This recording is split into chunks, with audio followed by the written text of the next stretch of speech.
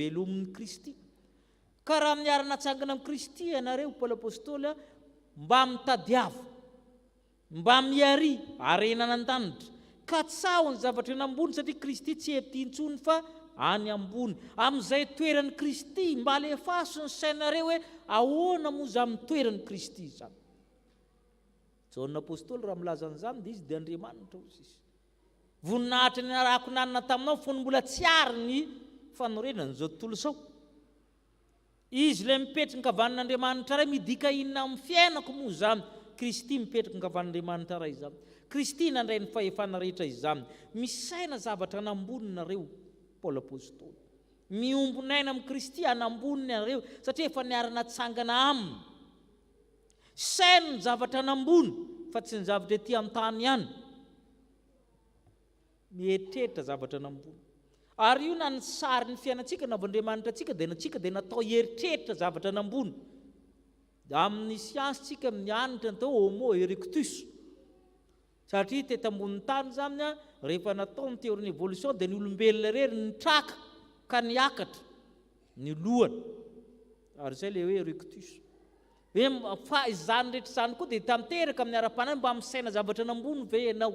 Fa matoana ianao atao mitsangana mitongotra roa dia napataon'Andriamanitra hiaina sy hisaina zavatra anambony. Matetika manko ny zavatra anambamy dia mitarika antsika mankany amin'ny fahafatesana. Ary ny zavatra anambaminy matetika no eritreretintsika. Raha mandray ohatra aho, rehefa manao FB ny olona mitraka sa miondrika, manao ohatra ny F izy. Fa ny ankamaroany zavatra jerena ao nefa zavatra mahavelona sa mahafaty. Ary izay tenin'ny Paoly saina ny zavatra anambony fa tsy ny zavatra ety an-tany. Ianareo izy efa maty Paoly manana fiainana miara-miafina amin'ny Kristy anan-danitra ianareo. Anan-danitra any ianareo. Na dia mbola ety ambonin'ny tany aza. Natao hiaina ny fofonaina avy anan-danitra. Ary izay mahatonga ny Kristy nandefa ny fanahy masina avy eo. I Kristy ny fiainantsika hozy izy ary rehefa misehotsika dia itsika fa manana voninahitra tahaka ny an'i Kristy isika. Ka mahaiza misaina zavatra avy anambony o Paoly apôstôly. Miompiaina amin'ny Kristy anan-danitra isika na dia mbola ety ambonin'ny tany ary poniny lanitra isika. Ary io fiombonanaina amin'Andriamanitra io dia ny ety an-tany io nampalaza ny tolo ho ny Hebreo. Paoly apôstôly koa milaza an'izany. Eo amin'ny bokin'ny Genesis dia misy olona voatonontonona fa tena niaraka tamin'Andriamanitra. Genesis 5. Raha mijery ny taonan'ireo olona ireo ianareo dia tsisy latsaka ny 100, 200, 300, 500, 700. Satria ireo olona ireo dia olona misaina zavatra any ambony fa tsy dia zavatra ny tany loatra. Matetika izy io amin'ny tanina izy no nateza indrindra. Tety amin'ny tany olona anankiroa zareo samy natratra tableau ny 700. Izy avy zareo ny anankiray amin'ny andininy 20. Firy sisy ny andro ny ainan'ny Jareda dia 780 amby. Dia ny anankiray amin'ny andininy 720. Iny zokony indrindra Metusela ny anarany. Vavakitsika hoe ary ny andro rehetra ny ainan'ny Metusela dia 780. Izay ny azy 900 firmo 69. Izy zany nateza indrindra zany. Maninona moa tsika tsy mateza raha tsy totra. Misaina zavatra anambany foana. Ary jereo ny fateza amin'ny olona. Nandiny 230 mba jereo ny an'ny Noa. Ahoana hozy izy? 500 taona Noa no amintsika kaiky zato efa bobongolo mbola hiteraka indray bobongolo. Misy zavatra tsy ananantsika nananan'ireo olona ireo na tonga azy ireo mateza fa be loatra ny aratsiana ataontsika dia mahafoy andro atsika. Santionana amin'izany Enoka 720 vakitsika ary niarana andeha tamin'Andriamanitra Enoka ka dia tsy hita izy fa nentin'Andriamanitra. Noho izay fiombonam-piainana amin'Andriamanitra izay dia nalain'Andriamanitra izy ka tsy hita. Olona telo moa lazainy baiboly fa tsy hita. Ny ray Enoka, ny ray izy, ny ray Eli dia ny ray Mosesy. Tsy hita ny fatiny, tsy hainankaiza, tsy hainankaiza. Mariky ny fiombonam-piaina amin'Andriamanitra zany a pon'ny lanitra nentin'Andriamanitra avy hatrany tanan-danitra ireo olona ireo. Mila miombon'aina amin'ny kristianan-danitra ianareo Paoly apôstôly, mba misaina zavatra nan-danitra, zavatra nambony fa tsy zavatra any ambany. Kanefa na miaina ny fiainan-danitra ary tsika mbola ety an-tany ihany, mbola mandihy tany ihany izy ny obolana dia miloha lanitra mety lena ihany koa. Ka ny zavatra faharoa Paoly dia miombon'aina amin'ny Kristy ety an-tany satria miaina eto tsika.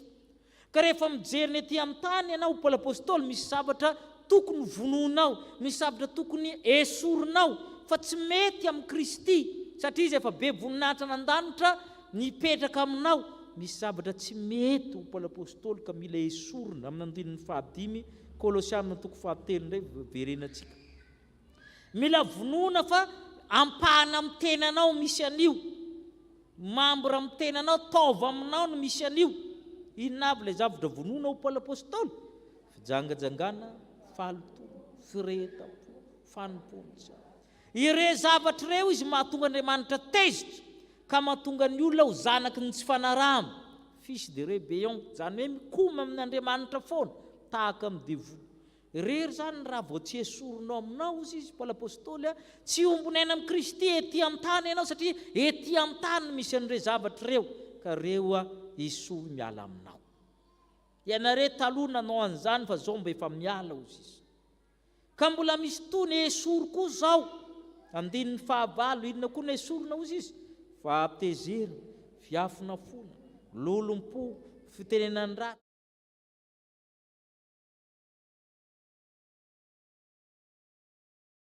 Na tsy piary le olona taloha, tsy toetra ihany ny tenenin'ny Paoly apôstôly fa le olona taloha. Raha tsy tsarotsika fa ianao dia olona taloha efa natsipitaria, tsy mety. Ianareo izy fa mitafiana olona vaovao ka misy fahalalana tsara ao anatinareo. Io koa zavatra ngeza be ety amin'ny tany. Fahalalana tsara. Ny ankamaroan'ny fahalalana dia ratsy na ampiasaina amin'ny zavatra ratsy aty. Ary zany mahatonga ny olona mianatra koa raha mia tsy mahay satria feno fakofako tsy ilaina ao anatin'ny lohany eo. Rehefa zavatra ilaina ampianarina amin'ny olona tsy mety tafiditra, fa raha zavatra tsy ilaina tafiditra. Ary zay zany mahatonga ny manahirina na mampianatra ny olona amin'izao fotoana zao satria feno zavatra tsy ilaina zany ao anatiny ao. Feno zavatra tsy ilaina. Hoavy moa ny fanadinana toatsy dia mianatra. Zay taloha mianatra zany dia mbola tamin'ny primaire zany dia efa mpiry mahazo punition ny namana zany hoe 2 verbes qui se suivent les seconds se mettent à l'infinité. Tsy anjely mandihy mihitsy manao an'izany. Rehefa manao dicté diso foana le izy. Rehefa manoratra diso foana le izy. Fa maninona? Satria tsy miditra le zavatra tsara. Fa ny zavatra ratsy foana zany miditra ao ny ankamaroany. Rehefa mandeha, rehefa mba lehibe zany, nanao siansa dia efa mba tsy anjery hoe monsieur vous tuerez mal, je suis un novice pointé. Amin'ina misy an'izany? Planète zany, isan'ny planète zany afoezina raha tsy diso fa tsy zay le izy. Jupiter dia miafara amin'iny le izy, zay le hoe monsieur vous tuerez mal ozy izy dia je suis un novice pointé. Isan'ny planète zany manomboka amin'ny Mercure. Fa rehefa atao tsy haiko satria feno zavatra tsy ilaina ao anatin'ny loha zany ao anatin'io. Dia zay mahatonga antsika hoe raha mba manaraka amin'ny tenin'ny Paoly apôstôly hoe misy zavatra intsanao hidiran'ny zavatra tsara dia mitombo ianao, mitombo amin'ny Kristy ianao, sady miombon'aina anan-danitra, miombon'aina amin'ny Kristy ety an-tany. Efa niakatrakatra amin'ny fampianarana ambony dia manontany ny olo hoe inona atao hoe cercle trigonométrique. Dia efa tsy mahay koa zany fahadino, c'est un cercle qui a un rayon pour unité. Dia mandeha cosy cosa sico, inona ny dikan'izany? Fa formule na amin'ny cosinus sinus misy an'izany. Dia misy anaky 5 izy atao tsy anjery. Rehefa tonga ny examen tsy hitany nalehany. Misy zavatra ahitsina ho Paoly apôstôly mba hidirany zavatra vaovao ao aminao ao, fahalalana tsara. Zavatra tenen'ny Paoly apôstôly koa rehefa tonga io fiainana miaraka amin'ny Kristy aty amin'ny tany io amin'ny 1:11 vakitsika. Fa amin'izany dia tsy misy gentilisy sy jiosy, na voafory na tsy voafory, na barbariana sy tikianina, andevy na tsy andevy, fa Kristy ny zavatra rehetra sady eo amin'izy rehetra. Zany hoe arak'ilay endrik'ilay izay nahary azy. Tsika olombelona zany amin'ilay ara-tsim-panahintsika dia manavakavaka. Izay no tenen'ny Paoly apôstôly. Barbariana sy tikianina zany manko heverina fa olona klasy sosiala manam-pahaizana tamin'izany fotoana. Barbariana zany ny sisa tsy grika. Andriamanitra rehefa mijery antsika ankehitriny olona firy ny hita no izy tsika iny foana. Olona iray ihany manana endri Kristy no hitany. Jesosy no hitany amintsika ary zay mantsika voavela eloko. Tsy mahita ny ara-tsitsika izy, tsy mahita ny momba antsika izy, fa Jesosy no hitany. Olona iray ihany no hitany amintsika. Fa itsika samy tsika rehefa mifampijery, jerenge ny olona akaikinao je lava sofina, banga, njola, fokely, bingo, lava be loatra sy ny sisa. Le olombelona mametraka an'izany ao amin'ny fiainana. Fa Andriamanitra rehefa mijery anao Jesosy no hitany. Tsika zany tsy manana, itsika tsy mahita amin'ny Jesosy mihitsy amin'ny namantsika, fa ny Clément no hitantsika. Fa tsy marina zany. Fa io mazava be tenin'ny Paoly hoe Kristy no zavatra rehetra sady amin'ny rehetra. Jesosy no hitany. Ka na mbola ety an-tany ary tsika afaka miaina izany fiainana ao amin'ny Kristy izany. Anandanitra izy, misaina zavatra nandanitsika, mieritreritra zavatra nambony izy. Isika koa zany manaraka an'izay. Fa mbola ety ambonin'ny tany koa isika, misy zavatra tokony ahitsana fa tsy mety amin'ny Kristy be voninahitra io izay hipetraka amintsika amin'ny alalan'ny fanahy masina. Dia izay no ilay mitombo. Farafahakeliny amin'izany hoe Kristy niakatra nandanitra izany. Miantso anao isaina zavatra nambony, zavatra nandanitra izy. Alina falana tsara ary midina koa izy amin'ny alalan'ny fanahy masina mba hiombonaina aminao koa ety amin'ny tany ka mahatonga antsika afaka mandrantsana izay rehetra tsy mety ao amintsika ao mba hitoeran'ny Kristy. Ho an'Andriamanitra irery ny voninahitra. Amen.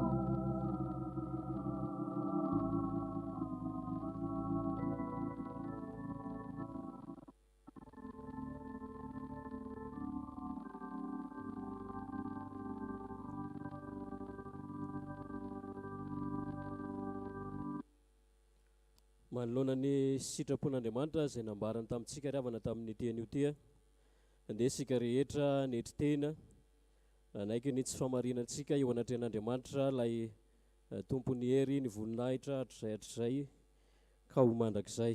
Ka anaraka ao apotsika izao vavaka fifonana sy fiainkaikeloka izao. Hivavaka isika. Ry Tompo Andriamanitra tsy toa anao irery ny fahamarinana, ary ao aminao ihany koa misy ny rariny ho an'ny olombelona rehetra. Ankehitriny rehefa nambara taminay ny sitraponao dia fantatray tsaronay ny fahalemenay rehetra ary mahatsiaro homenatra ihany koa izay manoloana izany fahamarinany teninao izany. Amin'izao fahatserovana ny andro ny akaranao izao Jesosy dia tianao izay hiombona aina aminao Kristy any an-danitra sy aty an-tany. Ka hanana fiainana manome voninahitra anao, hanana fiainana fahanay mitondra mijoro ho vavolombelony anaranao Andriamanitra ray zanaka ary fanahy masina.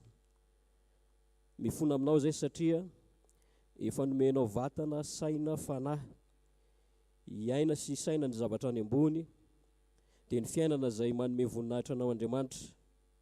Kanefa izahay tsy nahatanteraka, tsy mendrika manoloana an'izany sitraponao izany. vokatr' zany dia betsaka no tsy manana ny fiainana maritra na ny fiainana mandrakizay satria betsaka no mbola miaina amin'ny fiainana ety an-tany any, tsy misaina fa tsy izay zavatry ny nofo ny momba ny tenanay. Betsaka no mbola miaina ao anatin'ny fahatezerana, ny fiafinafonana, ny lolopo, ny fitenenan-dratsy, ny teny mamenatra sy ny lainga maro isan-karazany. Mbola miaina amin'ny toetra taloha izay tsy manome voninahitra anao Andriamanitra ankehitriny ry Tompo Andriamanitra ahy. Dia mitodika aminao izay ianao ilay niakatra, ianao Jesosy ilay niakatra mipetraka eo ankavanan'Andriamanitra iray.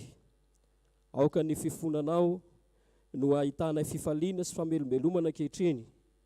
Aoka ianao Jesosy Kristy hamindra fo aminay mba hiombonanay aminao ka hanananay ny fifaliana izay maharitra mandrakizay, ary tianao ihany koa olovan'ny olona masina rehetra izay novonjenao tamin'ny alalan'ny nanoloranao ny tenanao sy nandatsahany rahanao mba ho famonjenanay rehetra. Ry Tompo Andriamanitra tsy toa, mianoa ny vavaka reto vahoakanao izay manonona ao anatin'izao vavaka manginana izao ny fiainkekeloka eo anatrehanao Andriamanitra.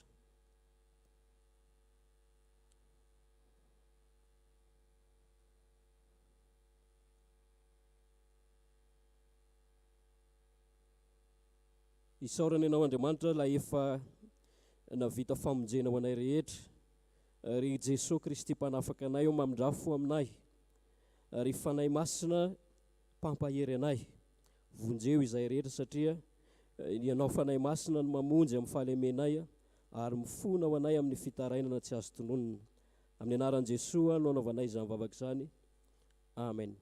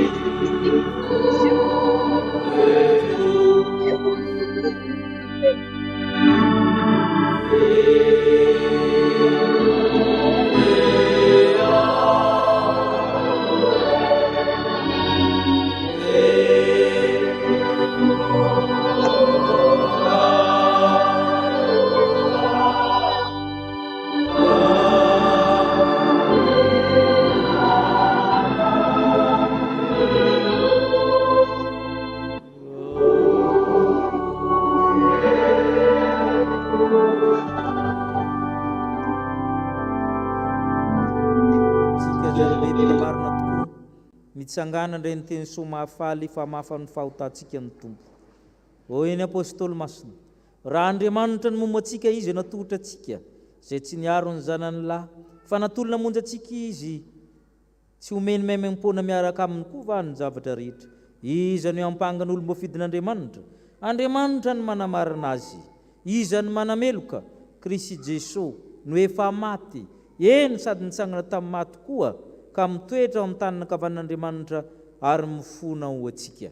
Noho izany Kristy izay niakatra an-danitra izany ry havana, dia voavela sy voafafa avokoa ny fahotantsika noho ny amin'ny anaran'i Kristy Tompo, samy amidiran'ny Tompo isika.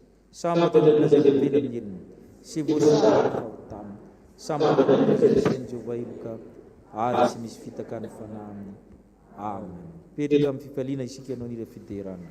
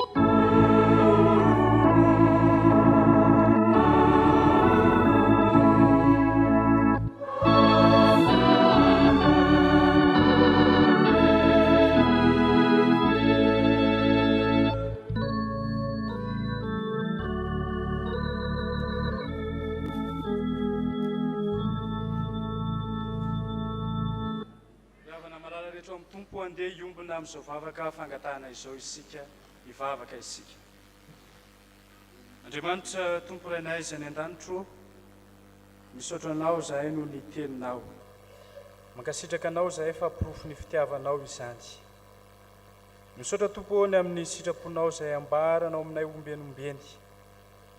Misaotra fa tamin'ity androany ity dia nambaranao taminay fa sitrakao zahay mba hanana fiombonam-piainana aminao, Andriamanitra Rainay, any an-danitra sy ety an-tany.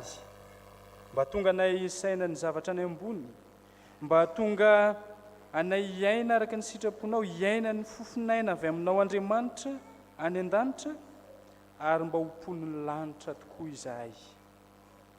Sitrakao tokoa Tompo ny atonga anay hanitsana izay mety tsy araka ny sitraponao, rehefa miombi-piainana aminao ety an-tany izahay, izay tsy araka ny sitraponao rehetra, dia tianao mba hialanay ireny, fa ireny no mahatonga ny fahatezeranao Andriamanitra, ary mahatonga anay ho zanaky ny tsy fanarahana.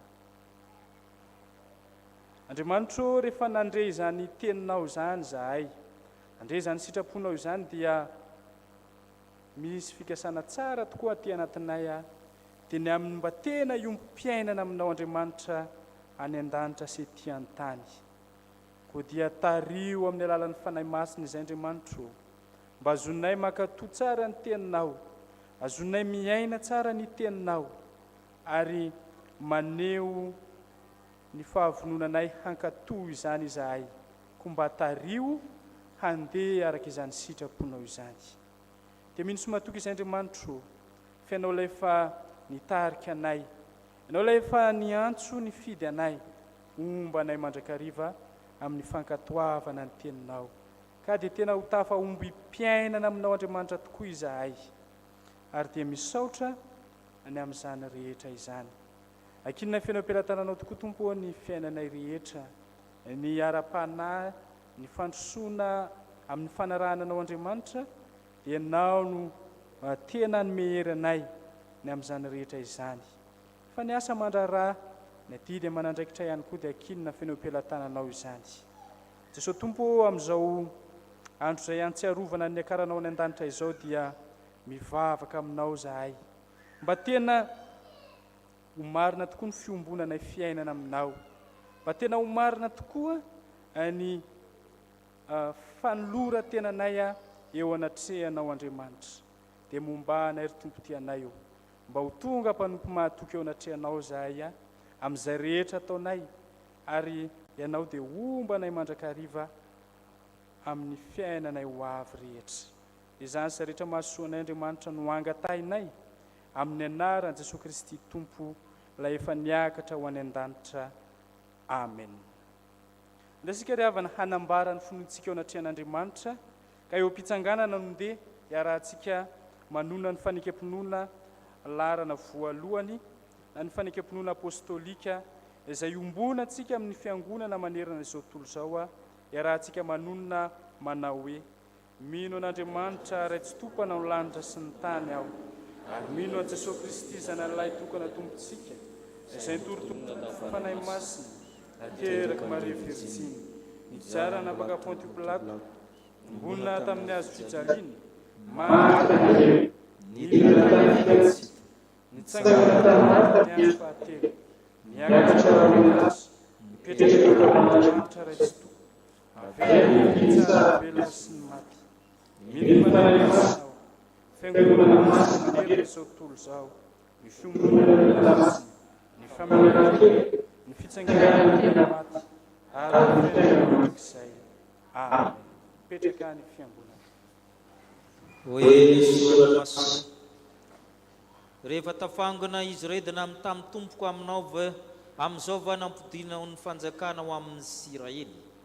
Fa io kosa izy taminy tsy ianareo no ahalala ny andro na ny fotoana izay nitendren'ny ray amin'ny fahefany ihany, fa azo hery ianareo ny amin'ny latsahan'ny fanahy masina aminareo, ka ho vavolombeloko any Jerosalema seran'ny 𝗔hisy-Samaria ary hatramin'ny faran'ny tany.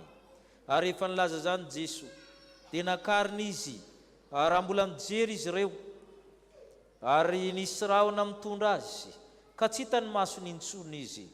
Ary raha mbola nandinika ny lanitra izy ireo tamin'ny nandehanan'i Jesoa, indre nisy roa lahy teo nanilany, ny akanjo fotsy, izay nanao hoe: ry lehilahy Galaliamina, nahoana no mijanona eto mijery ny lanitra ianareo?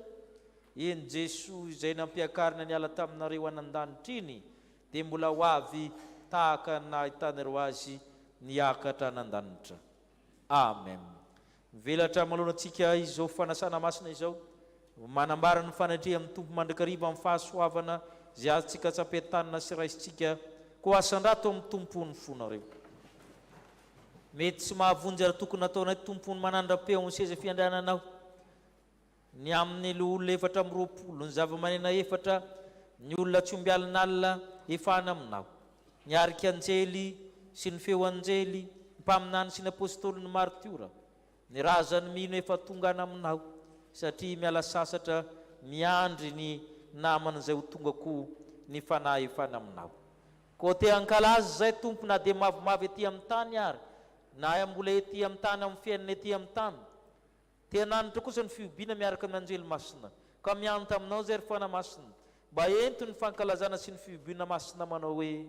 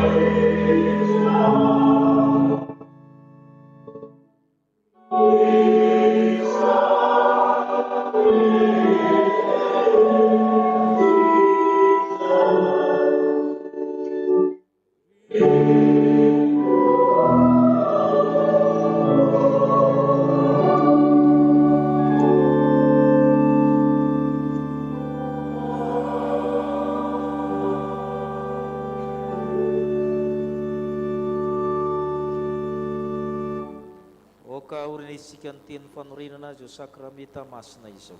Fa i Jesosy tompo tamin'iny alina izay namadiana azy dia nandray mofo ary rehefa nisaotra izy dia novakiny ka hoy izy: ray sy hano tia ny tenako izay omena ho anareo, izao no ataovy io fahatsiarovana ahy.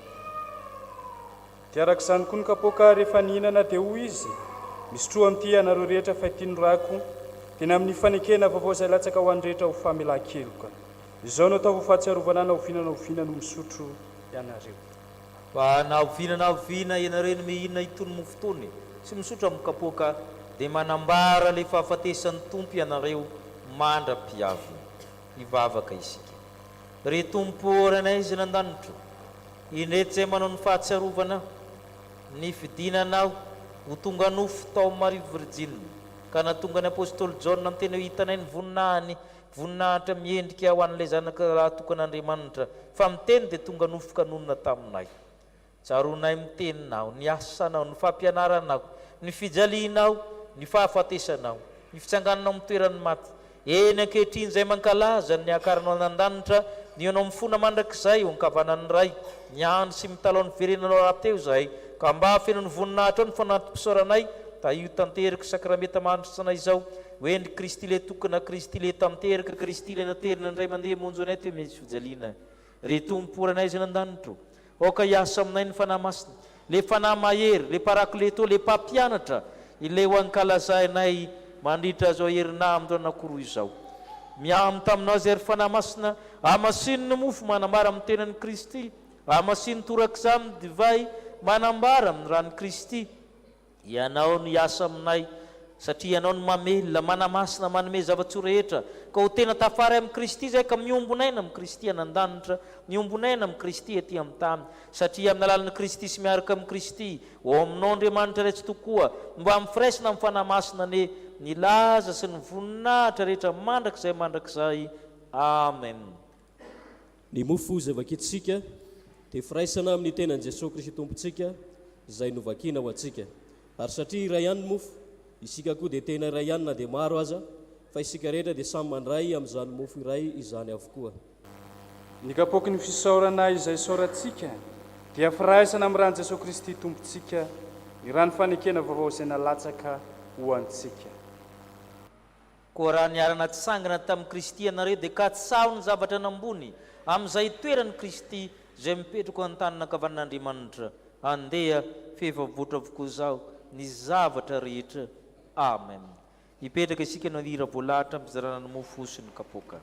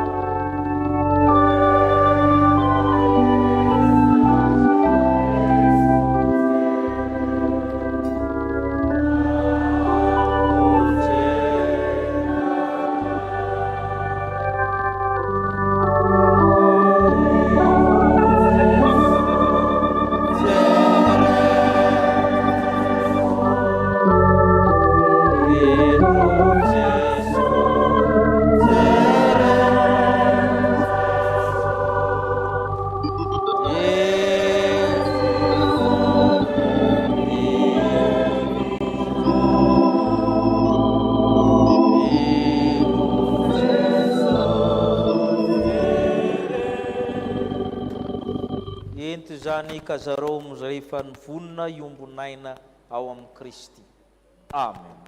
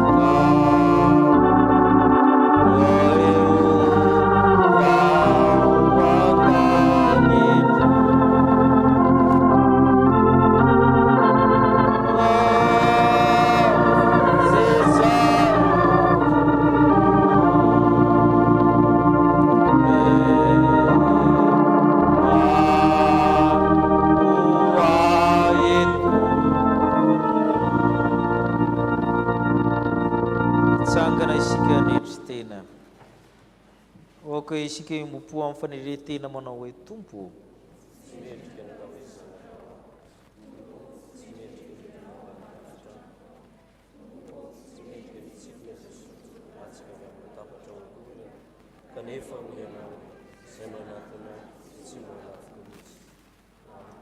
Ny mofo hohaninay ry Jesu.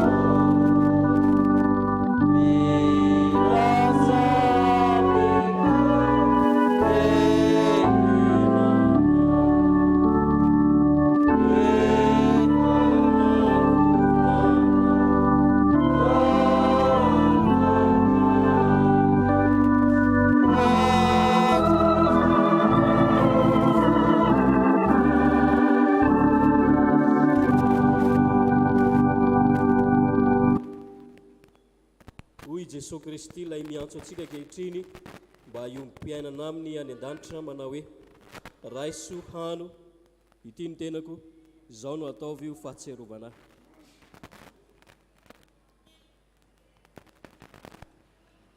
Misotro ny divay zahay izao.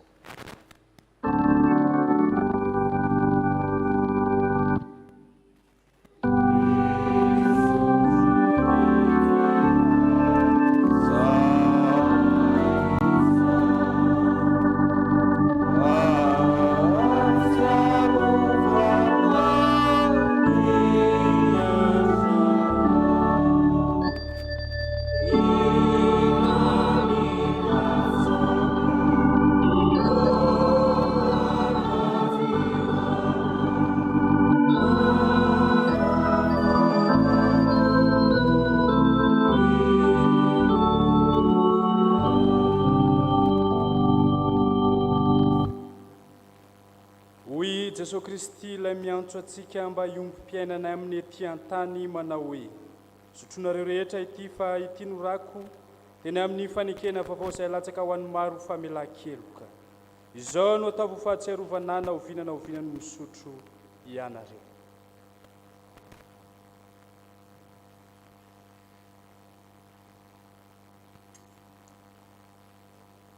Inona moa ny olona amin'ny hahatserovanao azy?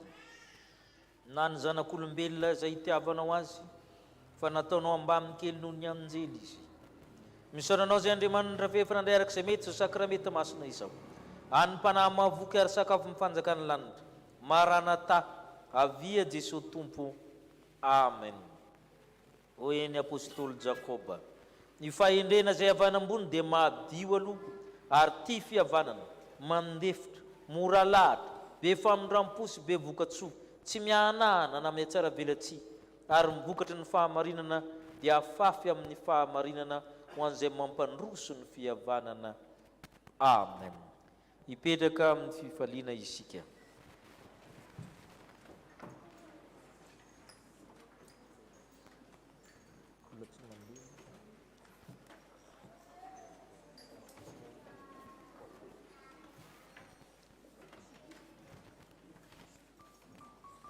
Misy ny raha fohy homanantsika amin'ny rakitra aloha. Dia ny dorikasy mbola manintona antsika amin'ny batisa izay ho tanterahana amin'ny pentekosta izany. Ny vadin'ny mpianatra any amin'ny faculté de théologie dia mikarakara hetsika Rapitso Zoma amin'ny siviora sasany eny amin'ny FJKM Tranovato Ambatonakanga. Misy varitra fampiratiana zany sy hetsika samihafa karakaraina izy ireo dia manasa antsika izy ireo amin'izany. Zany dia mitohy amin'ny grande salle ny faculté de théologie Ambatonakanga. Misy ny sakafo miavaka amidy koa sy fitaovan-dakozia amin'ny fotoana io zany. Dia manasa antsika izy ireo. Mianoka amin'ny herinandro ny fanahy masina isika manomboka amin'ny alahady zao ary fanamintsika ny lohahevitra rehetra zany dia manasa antsika iombom-bavaka. Raha kisorana indro tonga fiadanana le fahoriana mangidy dia mangidy nanjoa ary ny fitiavanao no namonjenao ny fanahiko tsy hankana amin'ny lavaka fahalevonana.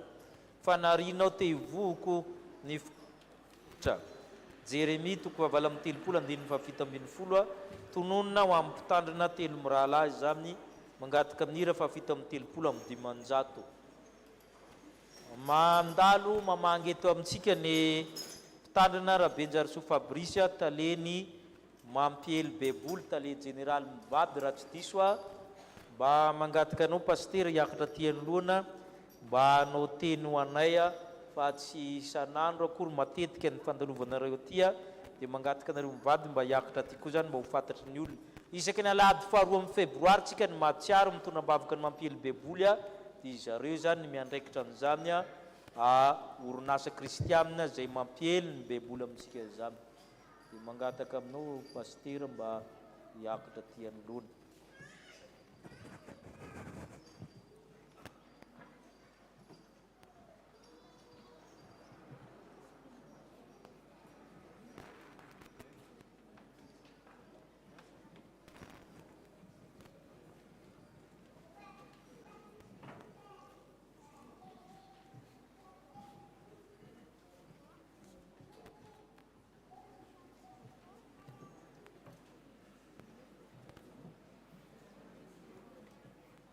Miara-misaotra n'Andriamanitra isika ny amin'izao fankalazana azy Andriamanitra tompo ny fahefana rehetra ny an-danitra sy ty-antany izao izay hamarininy amin'ny fiangonany amintsika tsirairay avy fa velona Andriamanitra ary velona ny teniny ary izay no antony ankalazana ny amin'ny andro ny akarana tahaka izao. Misaotra n'Andriamanitra ihany koa ny amin'ny fiangonana eto amin'ny chapelle militaire manokana izay tarehiny mpandrina sy ireo mpizadrarà ary ny brom-piangonana sy ireo sampana samihafa eto anivon'ny fiangonana ny amin'izay fandaminana ka azony ihany koa miary mombavaka amin'ity anio ity ary misaotra ny amin'ny fandraisana ny andraisana anjara fitenenana foya dia ny isolona tena ny fikambanana mampely baiboly malagasy manokana dia ny fisaorana ny fiangonana manontolo ny amin'ny fanohananareo ny asa ny fikambanana mampely baiboly malagasy na fanohanana ara-bavaka zany na ara-kevitra zany na mifampitaovana izany na ara-bola izany satria voarainay ireny hahazoana mifantoka mandrakariva amin'ny vina lehibe manao hoe Madagasikara heniky ny fahalalana ny Kristy amin'ny alalany soratra masina ary ao anatin'ireo antom-pisina efatra lehibe ireo izay singaniko manokana amin'ity anio ity isorana an'Andriamanitra fa tonga eto Madagasikara ny fitaovana anankiray izay azoana manohy ny asa fitoriana amin'ny filazantsara dia ny testamenta vaovao misy salamo sy oabolana tambatra ao anatin'ny boky anankiray izy io ary fandraisana anjara no ahazahoana azy tsy ny tsirairay avy no mahazo azy io satria tsy amidy izy io fa zaraina mamaim-poana fa ny fiangonana kosa na ny sampana ho aminy no ny fitoriana filazantsara dia afaka misitraka izany amin'ny fandraisana anjara 850 zay le fandraisana anjara raisina na fikambanana mampely baiboly izy io misy andinidininy zay taratasy fenona amin'ny fiara-miasa dia iny amin'izay araka ny isa ilain'ny fiangonana no zona manaparika izany ao amin'ny fitoriana ny filazantsara zany rehetra zany dia ny fiarahamentantsika mandrakariva ny fahasari-piaro ny amin'ny asarobidin'ny tenin'Andriamanitra hiantefa amin'ny olona rehetra sy ny olona manontolo ary dia mandray anjara mavitrika amin'izany mieto anivony chapelle militaire eto ampahibeny mankasitraka indrindra Andriamanitra zay efa nanomboka asa tsara ne hahatanteraka izany mandrakariva eo amintsika tsirairay avy amen mankasitraka to misaotra pasteur tanareo fa nitondra voandalina tsara izy enareo izy teo le sampana mila fiara-miasa anaparitaka zany filazantsara sy salamo zany dia mankana amin'ny mampely beboly maka ny andinidininy misaotra anao zay pasteur misaotra to toerana manasa ny ao amin'ny bureau ny fiangonana isika ndray anjara fitenenana.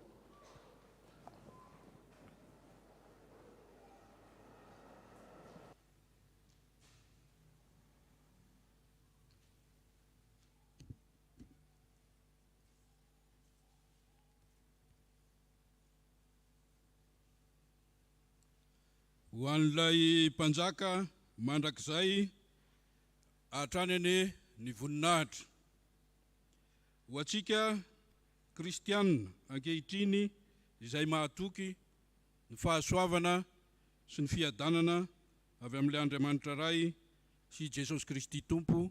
Amen. Mijoro eto ny tenako filoha mpanampy eto amin'ny fiangonana. Mandray fitenenana amin'ny anaran'ny filohan'ny fiangonana, amin'ny anaran'ny birao-piangonana sy ny loholona. Voalohanteny dia misaotra an'Andriamanitra isika nahatratra izao fotoanan'io izao. Faharoa, miala tsiny ny filohan'ny fiangonana fa tsy eto dia nampitondra ny teny aminay. Fahatelo dia voareto isika androany noho ny izay voasoratra ao anatin'ny fandaharana andro ny akarana. Raha araka ny lesona teo moa zany le hoe ny akarana dia enina efa lasa fa mbola tsaroantsika foana ary tsy maintsy tsaroana satria ilay mpanjaka lehibe no voateny ao anatin'izany. Andro manandaza satria fotoan-dehibe eo amin'ny fiangonana kristianina. Koa izany no ijoroako eto iarabana atsika rehetrarehetra nahatratra izany andro lehibe izany. Andro kristianina koa mifalia isika rehetra satria ny Tompo no tononona ao anatin'izany dia ilay Kristy Tompo sy mpamonjy atsika. Raha namaky ny tenin'ny soratra masina ny tena tamin'ny herinandro lasa, mety misy namako niara-namaky an'izay tenin'Andriamanitra izay, dia misy an'izao afatra izao ampitaina amin'ny fiangonana. Voalohany indrindra, voasoratra tao ny hoe kristianina ankehitriny. Inona moa ny atao hoe kristianina ankehitriny? Dia misy zavatra telo izay voafaritra ao anatin'izay kristianina ankehitriny. Voalohany dia kristianina hitoeran'ny fanahy masina. Ary raha tena marina tokoa dia feno ny fanahy masina. Faharoa, kristianina miaraka na miaina miaraka amin'ny Jesosy Kristy izay mpanjaka mandrakizay. Ary ny fahatelo dia ao anatin'ny fahateraham-baovao. Fahateraham-baovao zay moa dia rahantsika malala fa araka ny ampianarana antsika isan'andro sy isaky ny alahady dia ny mamela heloka ary indrindra mifamela heloka. Manaraka an'izay ihany koa mibebaka, ny fibebahana izay takina amintsika kristianina dia miaiky ny fahotantsika. Ianao mihitsy no miteny amin'ny alalan'ny vavanao fa mpanota tsy mendrika araka ilay efa nitenentsika tamin'ny fandraisana teo. Ary ihany koa mangataka ny famelan-keloka amin'ilay Andriamanitra ray. Izany no atolotra antsika fiangonana amin'izao ankehitriny izao mba ho tena kristianina tokoa, mahatoky ary tena isaina ny any ambony.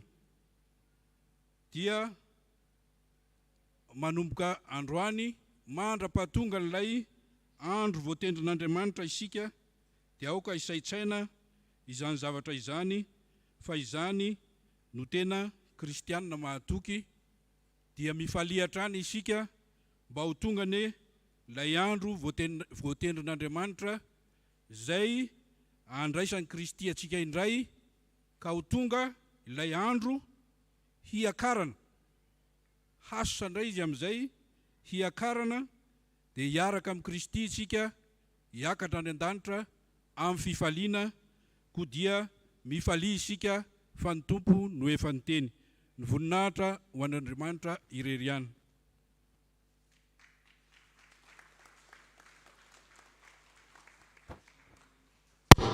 soatran'ny présidentsika ny amin'ny izay a ifampiarabarytsika dia ny eo akaikinao a ny voalohany teny hoe niakatra nandanitra ny tompo a dia ny faharoa miteny hoe miomby mpiainana amin'ny Kristy isika averitsika hoe miomby mpiainana amin'ny Kristy isika dia arabaoly manodidina anao io nandanitra ny tompo mpiainana amin'ny Kristy isika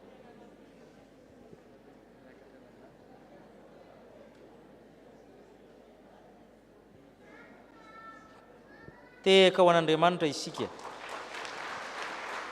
iroso amin'ny rakitra isika eo ny tokopihira afaka mihira ao anatin'izany